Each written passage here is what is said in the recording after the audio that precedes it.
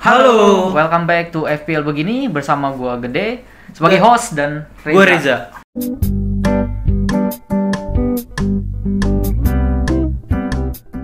Oke, kali ini tunggu, gua belum lepas masker nih. Kali ini kita mau membawakan konten yang menarik ya. Menarik. Yaitu sebenarnya kita mau bawain Best 11 versi kita ya untuk menjelang Euro.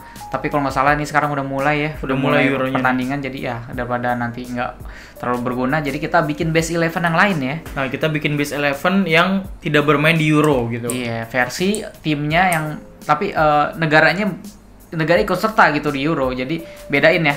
Kalau misalkan nggak main di Euro secara umum, misalkan kayak Haaland. Iya, Haaland kan emang negaranya nggak lolos. Jadi ini negaranya yang ada, tapi pemainnya nggak ikut sertakan karena beberapa alasan yang berbeda-beda. Iya betul. Oke, sebelum ke tadi ya Best 11 itu, gue mau ngasih info menarik nih ke kalian ya. Oke, jadi gue ini ya seperti biasa. Jadi gue ini lagi main game MPL Fantasy deh namanya. Okay. Jadi game ini itu sama kayak game fantasi pada umumnya, cuman di sini tuh lo ditantang buat gunain skill analisa dan strategi lo buat nyusun tim sepak bola deh gitu. Oke, siap. Ya, jadi tadi yang gue bilang hampir sama kayak game fantasi lainnya, cuman di sini ada 3 alasan kenapa lo harus main game ini deh gitu. Oke, yang pertama, game ini bukan cuman di satu liga deh. Jadi game ini tuh hampir semua liga ada di game ini, termasuk yang kita bakal bahas ini tadi Euro ya, Euro 2020 ada di game ini deh. Bahkan yang kualifikasi World Cup yang Indonesia kemarin aja ada ya. Hampir semua match tuh ada di game ini. Jadi ya, nggak cuma liga. Satu liga doang gitu. Hampir semua liga dan turnamen. Bener. Dan alasan kedua deh ya, MPL Fantasy ini tuh hadiahnya langsung deh. Di setelah match selesai langsung gitu. Jadi nggak perlu nunggu turnamen selesai, nggak perlu nunggu satu season selesai gitu. Jadi begitu satu match beres, kalian udah tinggal tahu resultnya. Betul, gitu. tahu resultnya, nerima hadiahnya gitu. Ya. Itu mantep banget kan deh ya. Jadi cepat ya, nggak perlu lama-lama. Nah, terus alasan ketiga deh, nonton bola jadi lebih seru deh dengan lo main game MPL ini. Ya, jadi pastinya ya sih. Pastinya, jadi lo sambil nonton bola sambil mantau tim yang lo pilih di game MPL Fantasy ini deh gitu. Jadi itu 3 alasan deh kenapa lo harus main game ini gitu. Okay. Nah, hadiah MPL Fantasy ini deh berupa berlian kemenangan ya. Berlian kemenangan yang sering gue sebutin tuh ya. Hadiahnya tuh yang tadi gue bilang nilainya satu berlian kemenangan itu Rp200 deh. Rp200 gitu. Tiap pertandingan untuk mendapatkan berlian kemenangan itu beda-beda ya. Beda-beda. Jadi tiap match itu beda-beda gitu. Nah, berlian kemenangannya ini bisa lo tuker jadi saldo GoPay atau link aja deh kan. Langsung ya. Langsung jadi saldo GoPay itu deh kan bisa lo. Kalau gua kan biasa pakai Gojek jadi bisa sering naik Gojek kan. Jadi manfaat banget kan deh. Iya, sering GoFood gitu kan. Nah, tadi ya contoh yang tadi gue sebutin, satu berlian itu nilainya Rp200. Contoh sedangkan ya dalam satu match ini, contohnya di minggu ini ada match Inggris lawan Kroasia gitu. Nah, hadiah berlian kemenangannya itu senilai 23.000 deh. 23.000 sekian lah gitu ya. Pokoknya tinggi banget karena ini namanya tuh Mega Big Trophy gitu. Oke, siap. Mega Big Trophy. Makanya di sini lo langsung aja download aplikasinya, main bareng kita nih MPL Fantasy ya. Oke, untuk downloadnya? Nah, downloadnya itu di id.mpl.live/fantasy. Oke, gampang banget ya. Nanti linknya kita taruh di deskripsi di bawah. Kalian bisa langsung klik aja dan bisa gunakan kode referral dari kami ya untuk mendapatkan ekstra berlian kemenangan. Nah, gitu. Jadi gunain kode referral kita aja ya. Oke, jadi itu aja ya singkat dari kami. Langsung ke materi. Materi kali ini tadi kita bilang untuk membahas Best 11 yang not featuring ke Euro kali ini ya. Betul, karena menurut gue ini nama-nama besar yang sangat disayangkan mereka nggak ikut. Yang pertama kita dari kiper aja dulu ya. Dari kiper gitu, yaitu ada Marc-Andre ter Stegen. Oke, kiper tim kuat Barcelona. Bener. Ya. Alasannya kenapa? Alasannya terakhir gue dengar tuh emang cedera sih dia pas di akhir musim Barca juga cedera ya. Ter Stegen, makanya itu dia tidak dipanggil timnas Jerman.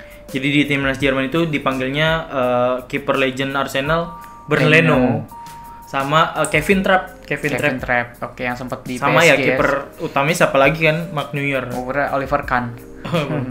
Oke, dari kiper deh sekarang kita ke back tengah dulu aja ya. Back tengah ada siapa nih, Dek? Back tengah tentu yang paling terkenal ya, yang sampai imbasnya ke Euro nih yang sian banget yaitu adalah Virgil van Dijk. Virgil van Dijk ya tadi. Ya, terlepas dengan Netherlands yang musim ini tahun ini maksudnya bisa dibilang cukup bagus ya menurut gua, semenjak dia beberapa kali gagal lolos turnamen. Menurut gua di sini Belanda agak meskipun bagus tapi diisi pemain-pemain yang menurut kita yang kurang familiar gitu ya. Iya, benar-benar. Tapi bisa dibilang pemain terbaiknya Belanda saat ini Van Dijk. Tapi kan karena insiden cedera dengan Pickford Makanya udah lama ya. Udah lama sih sampai sekarang sebelum sembuh-sembuh kan. Padahal diprediksi dia bisa ngikutin Euro ya. Iya. Ternyata lebih dari itu, dan menurut gua ini pukulan besar buat pasukan Frank de Boer. Makanya di sini The Ligt kalau misalkan disandingkan dengan Van Dijk ini pasti bakal gila banget sih defense-nya. Kita bakal untuk dari segi fantasi Euronya kita bakal tetap milih aset-aset dari Belanda. Enggak cuma Van Dijk-nya itu sendiri, pasti berpengaruh misalnya ke kiper, ke wingback-nya gitu kan. Jadi menurut gua pertama Van Dijk. Oke, tadi back pertama Van Dijk, terus back tengah kedua itu ada Sergio Ramos dari klub Spanyol juga, Real Madrid. Dia sama juga sih alasannya karena kayak Ter Stegen gitu, dia masalah kebugaran, dia masih habis cedera sih gitu terakhir. Makanya di sini Spanyol tidak memanggil Ramos, padahal nih Ramos ini penting banget sih emang di tim Spanyol ini sebagai leader juga kan di barisan pertahanan gitu. Dan di sini pengganti itu ada apa? Si Pau Torres sama Laporta presiden Barca. Itu tadi back kedua itu Sergio Ramos. Sekarang ke dua fullback nih, Dek. Ada siapa aja deh yang tidak dipanggil ke Euro ini? Back pertama memang agak berat sih. Ini lebih ke tepatnya yang tadi dua itu karena cedera.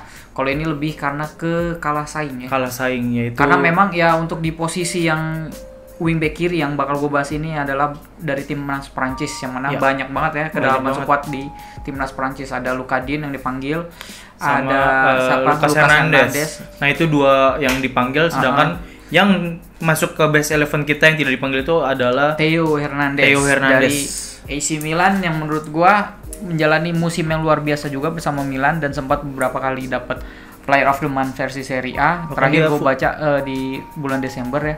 Dan dia sekarang jadi hot asset juga yang diperebutkan di bursa transfer ya. Gue dengar bakal ke PSG. Nggak tahu kenapa dia bakal dilepas. Tapi ini bisa dibilang salah satu instrumen penting AC Milan ya, membawa timnya sekarang masuk lagi ke Liga Champions. Karena memang ini beberapa versi bilang pemain dengan speed tercepat gitu loh. Jadi meskipun badannya sebenarnya nggak segini banget, tapi di speednya kenceng banget. Bahkan dia sempat dengar dia jadi fullback terbaik Serie A sih kayaknya ya. Iya emang ya. Iya kayaknya sih gue pernah dengar tuh. Iya memang. Tapi malah nggak dipanggil kan kalau saing. Itu dia kalah saing. Si Mendy juga nggak dipanggil tuh. Mendy yang Madrid ya. Iya. Mendy yang City. Oh, Mendy yang Chelsea. Kiper banyak banget ya. Oke, itu tadi ya dari wingback kiri. Sekarang kita ke wingback kanan. Ada siapa nih, Dek? Ada Trent Alexander-Arnold, atau yang bisa kita akrab panggil TAA. Ta. Biasa tuh panggil temennya gitu, TAA. Yang basic ya, TAA ini sebenarnya agak dramatis. Sebelum pengumuman skuad Inggris yang dari 33 pemain menjadi 26 kan batasnya, itu TAA sempat naik turun ya kabarnya, katanya nggak dipanggil lah, terus tiba-tiba malah dipanggil kan, karena memang sebelumnya nggak dimasukkan skuad karena sebelumnya kan cedera. Terus juga pas udah pemanggilan itu bek kanannya udah numpuk. Nah gue rasa dia rada nggak mau menyanyiakan keempat bek kanannya itu, makanya dibawa semuanya kan, dibawa keempat-empatnya tuh udah Trippier, Walker, Reece James, TAA. Itu menurut gue rada bingung sih gue juga ya, karena agak unbalance gitu ya. Tapi ya kita tahu apa gitu, pelatih mungkin ada eksperimen dari si Southgate, si gerbang selatan ini nih.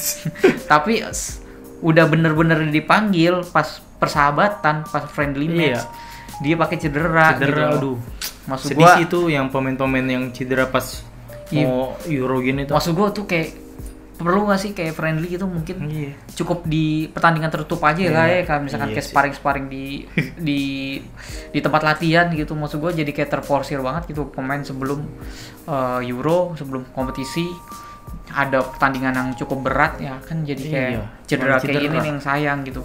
Padahal kalau dari segi aset fantasi Euro itu makanan banget ya kita pasang TAA. Oke, itu tadi ya dari back 4 back kita udah sebutin. Sekarang kita ke midfielder. Yang pertama ada siapa, Dek? Sebelumnya kita sebutin dulu ya, kalau kita di sini pakai formasi 4-3-3 ya. Oh, 4-3-3. 4-3-3. Oke, yang sebenarnya sih balance saja. Menurut gua langsung ke satu negara sih ya sama TAA, itu adalah JWP. James Ward-Prowse. Bukan, Joe Willock. Waduh. Oh enggak. Joe Willock. Sebenarnya Joe Willock juga deserve untuk perhatian tapi kita sih. Tapi ini emang JWP bingung juga sih. Tadi kan TAA pas katanya cedera kan kita mikirnya wah penggantinya Kayaknya JWP ini kan Iya, benar. atau malah bek kanan lagi kan Ya memang si Ben White. berarti tetap ke pendirian si Bener. Southgate ya. Kita Memang nggak dari tahu awal gitu dia lah. komposisinya back sekian ini sekian. Ben White Iya. memang ada kualifikasi sebagai back kanan ya. Dan dia lebih fungsional juga, bisa back tengah yang mana Bisa back back tengahnya kurang, dan dia juga bisa sebagai central defensive midfielder. Nah, tapi dalam banyak yang bilang Inggris lebih butuh JWP. Bener. Karena beberapa friendly match justru dimainin JWP terus kan. Iya. Mungkin karena ngerasa bersalah kali kayak lu udah nggak main di Euro, udah lu main terus deh Dia di main di friendly friendly. match. Karena memang dead ball-nya sangat dibutuhkan ya. Iya bener, set piece taker-nya akurasinya gila sih emang JWP ini kan. Terbukti meskipun- di Soton kan sering cetak gol free kick, terus sering Wah, assist gila sih. dari corner kick kan. Itu udah kayak apa sih, garansi delivery gitu Jaminan kan, loh. jaminan. Jaminan. Jadi kayak meskipun ada nama-nama seperti Trippier yang mungkin bisa gantikan posisi free kick dan Mount untuk posisi corner kick atau long free kick, tapi di sini si James Ward-Prowse ini bisa dibilang masternya lah Iya, di sana. Bisa dibilang dia emang dari awal, dari muda banget tuh disebut the next Beckham. Wih. Dan ditambah umurnya ini sebenarnya nggak muda banget ya. Iya Jadi sih, benar. seharusnya bisa diduluin gitu ketimbang Bellingham menurut gue sih. Oke, Cuman itu memang tadi ya. Bellingham lagi bagus ya, oke lah bawa. Oke, tadi midfield pertama itu ada James Ward-Prowse, yang kedua ada siapa, Dek? Yang selanjutnya ini tadi gue singgung Bellingham, di sini ada yang seumuran sama Seumuran Bellingham nih. tapi nggak sebagus Bellingham nasibnya, yaitu Kamavinga. Wih, Oke. Kamavinga. Kamavinga memang menurut banyak sumber dia seharusnya masuk ya. Cuman balik lagi ada beberapa nama pemain Prancis yang Iya sih, sebenarnya benar. yang nggak tergantikan lah untuk saat ini, karena memang dari form dan apa namanya prestasi yang mereka dapatkan sekarang tuh memang nggak bisa memang harus mereka gitu. Kayak si Kante, ada Pogba juga sih. ada Pogba yang maksudnya Sama DMF-nya siapa sih namanya? Pokoknya adalah itu, makanya dia Coquelin. bukan. Pokoknya Kamavinga ini pemain yang menurut gua dia box to box tapi dengan freestyle. Nah, mantap. Nah tuh jarang-jarang tuh ala-ala Eze gitu, tapi dengan defense yang cukup oke, dan juga vision through pass yang menurut gua bisa dibilang cukup bisa jadi pasangan bagus untuk si Bape dan kawan-kawan ya. Jadi di sini Kamavinga yang namanya saat ini di bursa transfer dikaitkan tim-tim raksasa seperti Arsenal. Arsenal. Oke, itu tadi ya Pokoknya gelandang banyak lah kedua. ya. Kalian tau lah Kamavinga. Iya, gelandang kedua tadi Kamavinga. Yang ketiga siapa, Dek? Saul Goodman. Saul Goodman. Oke, untuk Saul Goodman ini seorang pengacara yang bukan. Saul Niguez. Ini gua agak kaget ya sebenarnya pas gua ngecek lagi, gua nggak ngerti sama Enrique nih. Yes, Kenapa squad pemainnya hanya di bawah 24. Sampai video ini dibuat sih sebenarnya Iya. yang diresmikan baru 24. Karena kan jatahnya 26. Iya, padahal masih ada slot gitu. Masih Kenapa ada nggak slot. manggil Masih ada lagi? Bellerin atau Pablo Mari bisa dipanggil. Nah ini Saul Goodman kenapa nggak Bellerin. dipanggil gitu ya? Terakhir gue liat Instagramnya pas Saul gue cek, Goodman mulu. Saul Niguez ini pas gue cek lah kenapa malah dia lagi di Pulau Seribu apa? Pokoknya lagi di pulau gitu. Lagi liburan iya, namanya lagi kan? liburan maksud gue. Nggak latihan gitu kan. Karena memang di Atletico nggak terlalu ini banget ya sekarang ya musim ini.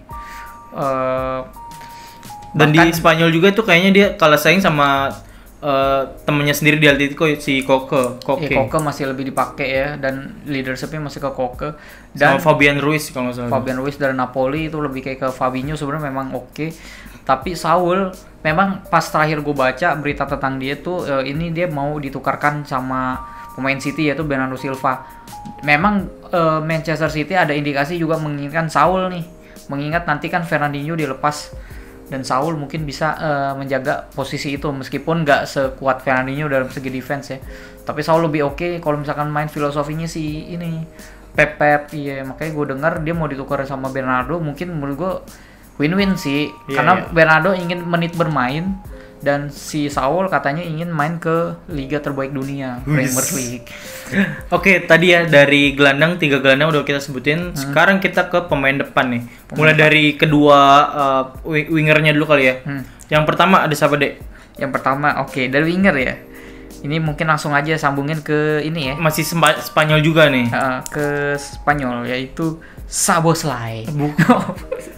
Jadi langsungnya Hungary aja. Hungary kita ke Szoboszlai pemain Hungary ya. Szoboszlai. Karena cedera ya dia. Benar banget, karena di sini mungkin bisa gue bilang Szoboszlai satu-satunya flagship Hungary ya. Yang bener yang seharusnya bisa diandalkan. Bener yang main di Leipzig ya. Leipzig. Szoboszlai. Dan jadi salah satu itu lagi sih komoditi utama di bursa transfer bahkan yang musim dingin kemarin. Nah gue lihat memang masih ada nama Salai dan Sezalai gitu. Tapi menurut gue Szoboszlai nggak ada di sini ya tentu mengurangi sedikit mengurangi keistimewaan si Hungary ini nih. Karena menurut gue kan ini kayak zaman siapa yang dulu kayak satu negara yang terkenal satu doang tuh kayak Ukraina Shevchenko gitu loh. Kayak Adebayor. Iya bener. Ya pokoknya satu negara itu. Gue siapa lagi anjir? Aubameyang. Ya kok apa sih? Gabon Aubameyang. Ya pokoknya yang one man show gitu loh. Jadi dengan posisi dan skillnya dia tuh sangat menarik. Dia kayak ngelawan tim-tim raksasa nanti di grup F gitu. Cuman dia udah makin apes di grup raksasa. Dia kagak main juga gitu kan. Ngarepin siapa nanti Hungary nih kita nggak tahu. Di sini Szoboszlai kita masukin ya ke base 11 mungkin, kita. Luik Nego kali. Oke, lanjut ya ke winger. Tadi kan kanan, sekarang kiri. Ada tadi ya Asensio dari Spanyol juga nih. Oke. Menurut gua Asensio memang semenjak ganti nomornya Bell sebenarnya agak turun ya. Karena musim ini kalau kita bicara Havertz, orang mendewa-dewakan Havertz yang baru berapa tahun dapat Champions League, terus ngangkat Champions League, masih muda dan bermain oke. Cuman di umur yang sama waktu si Asensio di Madrid tuh lebih gila lagi. Bener. Ya nggak sih? Champions League juga dapat, jumlah gol lebih keren dan bisa dibilang hampir mirip sama CR gitu loh. Dari gaya-gayanya dia bisa dibilang the next CR. Tuh masih pakai nomor 20. Nah, semenjak dia upgrade ya, kan istilahnya kalau nomor 11 itu kayak nomor yang lebih tim utama lah ya. Iya, nomor yang nggak aneh-aneh lah, nggak kayak si Yaya Toure 42. Terus apa sih Bettner waktu itu berapa tuh Bettner tuh 52 apa yang aneh-aneh gitu. Nah, jadi sini Asensio menurut gua kerugian sih buat Spanyol karena kalau kita lihat pemain entry-nya sekarang yang dibawa tuh sebenarnya ada kurang serk ya. Cuman oke gitu. Cuman oke juga sih talented. Apa namanya? Olmo sama si Oyarzabal, Olmo.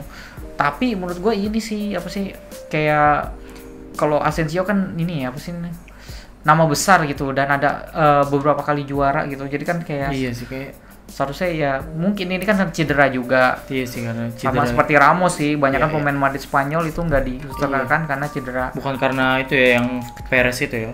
Bukan, jadi karena Nacho aja mungkin yang Carvajal aja nggak main. Iya. Si Vasquez juga cedera kan. Isco juga mungkin karena regenerasi kali ya. Iya. Beberapa kayak Pedri. Yang Nacho tadi gue bilang tuh kayak terang-terang kayak nggak masuk ke strateginya. Kan gue nggak tahu gitu maksudnya separah apa itu. Soalnya di back tengahnya udah emang sih harusnya ada lebih temennya Laporte itu Ramos cocok itu mantep tuh. Ramos sama Laporte. Oke itu tadi ya dari winger kiri. Sekarang ke pemain terakhir nih, pemain depan. Siapa Dek? Ini yang pemain terakhir kita langsung kasih kalian aja nebak sendiri ya. Nanti kita bikin kuis. Enggak. Langsung sebutin. Iya, ini sempat gue bikin cover ya untuk Liga Euro gue. Ternyata nggak main. Padahal ini pemain nasibnya kayak Benzema atau siapa gitu yang udah pensiun tapi ditarik lagi kayak Messi lah. Itu Ibrahimovic, Zlatan Ibrahimovic. Bener-bener ini kayak kalau misalkan dia main tuh jadi icon juga ya, salah satu icon. Jadi kalau misalkan kayak CR gitu, karena Ibrahimovic gak bisa dimungkiri pemain big nama juga ya, nama besar juga ya. Umurnya boleh tua gitu. Bener-bener. Tapi skillnya kayak ya tua juga sih maksudnya. Tetap masih tajam gitu. Kita lihat aja di AC Milan itu GG banget ya. Iya, sampai bawa Milan masuk Champions League gitu kan, walaupun umur tua. Aduh. Memang kelas lah emang Ibrahimovic nih. Iya, cuma Swedia memang lagi bagus nih. Untungnya gitu kan. Jadi ada pelapis seperti Alexander Isak yang seharusnya sih nggak masalah untuk posisinya dari postur sama, tapi tentu balik lagi itu ada figurnya. Kita butuh kayak ibarat kekurangan aktor utamanya gitu. Kan bisa aja nanti ada drama-drama yang mungkin dia nanti salto dari tengah lapangan. Nah, ya kan masih bisa di kayak gitu-gitu. Salto dari tengah lapangan terus ke gawang sendiri lagi. Best on goal sih gitu kan. Oke, itu tadi ya ke 11 pemain udah kita sebutin. Sebenarnya kalau gue boleh kasih honorable mention sebenarnya ada banyak ya, Lacazette, Martial, Reguilon, Holding. Endombele, Iya enggak. Upamecano juga. Upamecano. Ya sebenarnya Iya. kok antara Upamecano cuma kita pilih 2 back ya udah. Yaudah. Oke, itu aja ya dari kita di video kali ini. Pokoknya jangan lupa subscribe, like, share ke teman kalian pecinta bola ya. Kalau kalian punya versi best 11 sendiri. Oh iya ya, Ya. komen aja nih di bawah ya. Oke, biasa aja. sekian dari kami ya. Tungguin kita di video selanjutnya. Salam olahraga. Oh, Kompak dong, ulang. salam olahraga. Saya oke, udahlah.